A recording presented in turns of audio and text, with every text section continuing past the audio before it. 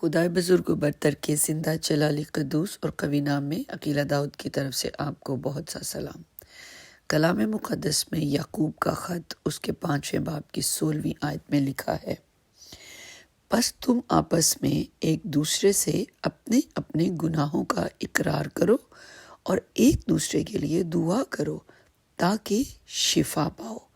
راست باز کی دعا کے اثر سے بہت کچھ ہو سکتا ہے۔ آمین۔ میرے عزیز سامی، بستر مرگ پر پڑے انسان کے لیے ہماری روح تڑپتی ہے اور ہر دم لبوں پر اس کی شفا یابی کی دعائیں خدا کے حضور فریاد کرتی ہیں، خواہ کوئی اپنا ہو، دل کے قریب ہو، خواہ کوئی دور کا جاننے والا ہو، تمام اپنے پرائے ایک ہی خواہش رکھتے ہیں، ان کا عزیز بیماری کے بستر سے اٹھ جائے، تندرستی کا بستر خدا اسے عنایت کرے، درازی عمر کا حامل ہو۔ جسمانی صحت مندی کی دعائیں بلا شبہ کرنی چاہیے، ایک دوسرے کے ساتھ گناہوں کا اقرار کرنا چاہیے۔ کلام میں لکھا ہے کہ یہ ضروری ہے، ایک دوسرے کے ساتھ گناہوں کا اقرار کرو اور ایک دوسرے سے کے لیے دعا کرو تاکہ کیا ہو، شفا پاؤ۔ لیکن کیا اتنا ہی کافی ہے؟ خدا کا کلام ہمیں سکھاتا ہے نہ صرف بدنی بلکہ روحانی شفا کی بھی ضرورت ہے۔ اتنا ہی بوجھ، اتنی ہی فکر ہم روح کی تندرستی اور صحت مندی کے لیے کریں، روح کے بچائے جانے کے لیے کریں۔ جسم کو نئی زندگی ملے نہایت ضروری ہے، لیکن کیا ہم جانتے ہیں جس شخص کے لیے ہم دعا کر رہے ہیں کیا اس تک نجات کی روشنی پہنچ چکی ہے؟ کیا وہ روشنی کو پا چکا ہے؟ انسان ہر وقت جسم کی، جسمانی ضروریات کی، جسم کی بحالی کی، حالات کی بحالی کی فکر میں جی رہا ہے، جبکہ یہ سب فانی ہے، سب مادی ہے، سب فنا ہونے والا ہے۔ باقی بچے گا تو انسان کا روح۔ اب وہ روح اگر خدا کے روح کے تابع زندگی کو جیتا رہا تو گناہوں سے نجات کا تجربہ حاصل کر چکا تو یقیناً ابدی زندگی کا وارث ہوگا۔ جسم تو ہر ذی روح انسان کا، خواہ ایماندار خواہ بے ایمان، سب کا مٹی میں ملنا ہے، خاک و راکھ ہونا ہے۔ فکر روح کی کرنی ہے، گناہوں کی معافی کی کرنی ہے، نجات پانے کی کرنی ہے تاکہ حقیقی شفا حاصل ہو۔ بلا شبہ ہم جسمانی بیماری سے نجات کے خواہش مند ہوتے ہیں، ہونا بھی چاہیے، لیکن حقیقی شفا کے لیے دعا اور روزے میں ٹھہرنا نہایت ضروری ہے، اقرار گناہ کرنا نہایت ضروری ہے تاکہ کوئی بھی رہا ہوا نہ رہ جائے۔ ہر ایک مسیح یسوع پر ایمان لانے کے باعث گناہوں سے رہائی حاصل کرے اور خدا کے جلال کا حقدار اور وارث ٹھہرے۔ کلام مقدس میں خدا کے بندہ داؤد فرماتے ہیں، گو میرا جسم اور دل زائل ہو جائیں تو بھی خدا ہمیشہ میرے دل کی قوت اور میرا بخرا ہے۔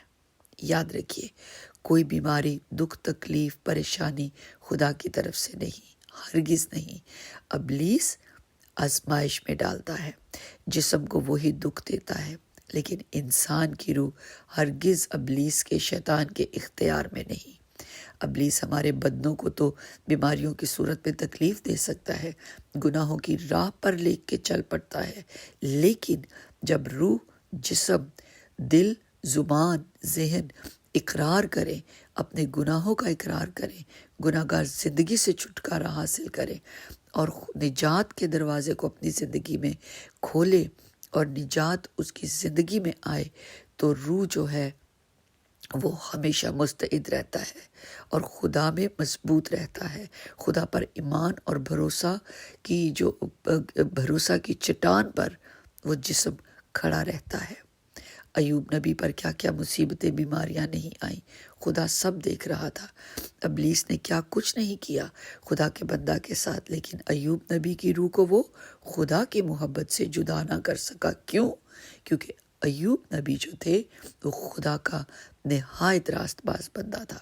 لکھا ہے ایوب کی کتاب اس کے 2 باب کی 10ویں آیت میں، ایوب نے ان تمام تکالیف کے باوجود اپنے لبوں سے کوئی خطا نہ کی اور کہیں خدا کے نام کی تکفیر نہ کی، کیونکہ خدا کے بندہ کی روح شفا یاب رہی، تندرست رہی، जिस्म गला सड़ा लेकिन रूह ने हरदम खुदा की सिताइश की।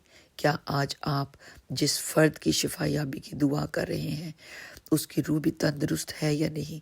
क्या वो हकीकी शिफा को पा चुका है? क्या वो इकरार गुनाह भी कर चुका है जिसकी शिफा याबी की दुआ की जा रही है? क्या उसकी रूह शिफा याबी हासिल कर चुकी है? ज़िंदगी और मौत की कश्मकश में जानता है क्या वो कि हकीकी ज़िंदगी दरअसल यीशु मसीह पर ईमान लाना, गुनाहों से तौबा करना है? मेरे अजीज सामी, रूह की फ़िक्र जिस्म से ज़्यादा करनी है ताकि रूह फना ना हो बल्कि अब्दी ज़िंदगी की वारिस हो। आइए हम सब ऐसे जिएं कि जीना हमारे लिए मसीह हो और मरना नफ़ा। एक दूसरे की रूहानी तामीर और तरक्की के लिए दुआ गो रहें, एक दूसरे के साथ गुनाहों का इकरार करें, एक दूसरे के लिए दुआ करें ताकि शिफा पाएं। खुदावंद आपको, आपके घराने को कसरत से अपनी बरकत से माला माल करे।